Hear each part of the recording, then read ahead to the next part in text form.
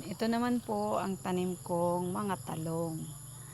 Dahil kinakahig ng manok, huwag po kayo magtataka kung bakit may mga tusok na ganyan.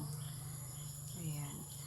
Dati-rati po hindi ako makabuhay ng talong o kahit anong halaman ang itanim ko sa paso. Kasi kinakahig sila ng mga manok. O ngayon, nakalaki ang aking mga halaman. Dahil hindi na sila makahig ng manok. Yan ang aking kamatis po, malapit ng bumunga.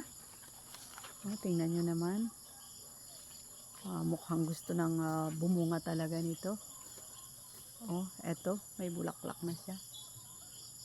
Ayan, ang bulaklak na kamatis. So, ibig sabihin po siya ay bubunga na.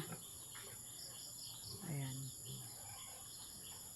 Dahil nag-isip ako ng paraan kung paano sila hindi kakainin o kakahigi ng manok. Siguro naman, gaganda na ang aking mga halaman.